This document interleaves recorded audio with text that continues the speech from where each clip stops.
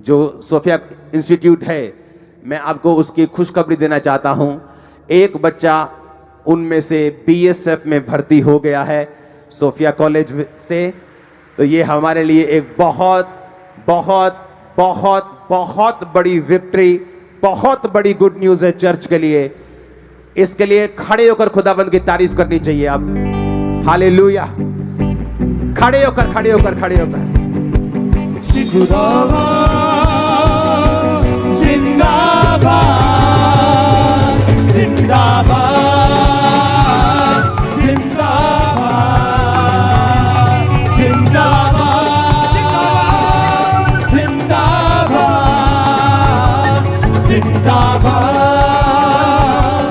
जिंदाबाद। ऊंची आवाज में हालेलुया। आप जानते हैं करोड़ों रुपए का मेरा खर्चा हुआ है जस्ट एक बच्चा ऑफिसर बनाने के लिए, करोड़ों रुपया। पर ये एक विजन था कि नहीं, ये काम करना है, ये करना है, इसे करना है, इसे करना है। अब वो बेस बन चुका है, टीचर्स अपना काम कर रहे हैं, हर बंदा अपना काम कर रहा है, सारा स्टाफ अपना काम कर रहा है।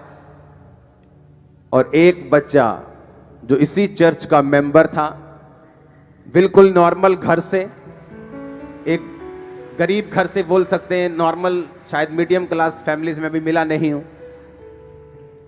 उसने पेपर दिए, उसको बोला गया कि तुझे पेपर्स देने हैं, क्योंकि मैंने अपने कॉलेज में जाकर उनको एक सलाह दी थी कि आईएएस हमने बनना है, लेकिन आप ये कोशिश करो कि बीच बीच में जो दूसरे पेपर्स हैं कि बीएसएफ में जाने के लिए, तहसीलदार बनने के लिए, आईपीएस बनने के, वो भी देते जाओ।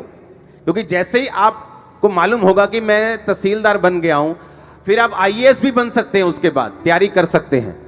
तो उस तरह से बच्चों को तैयार किया गया।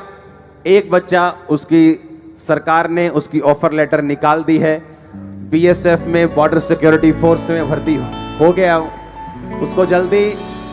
उसको जल्दी आपके सामने वो आएगी बच्ची जो है, और वो आपको अपनी टेस्टिमनी देगी। उस कॉलेज के बारे में भी हम बात करेंगे, लेकिन अब वो विजन जो परमेश्वर ने दिया था, वो उसकी स्टार्टिंग हो चुकी है। ओके, तो अब मैं भी, जब मुझे उन्होंने रिजल्ट दिया, मैंने कॉलेज को बोला था कि आप मुझे रिजल्ट दो, आप मुझे दिखाओ कि आप क्या कर सकते हो। तो उन्होंने रिजल्ट दे दिया। अब उस कॉलेज में मैं ज़्यादा टाइम दूंगा, ज़्यादा उसमें इन्वेस्ट होगा, क्योंकि मुझे मालूम है कि अगर एक बच्चा हमारा, एक बैप्टाइज्ड बच्चा, आत्मा से भरा हुआ बच्चा जब भारत की रक्षा करेगा, सिक्योरिटी में जाएगा, तो वो कैसे काम करेगा आपको मालूम है। हालेलुया। तो जितने भी पंजाब का यूथ है, आपको उस कॉलेज में जाने के कोई पैसा नहीं देना, वो फ्री ऑफ कॉस्ट है, उसकी पढ़ाई का कोई पैसा नहीं।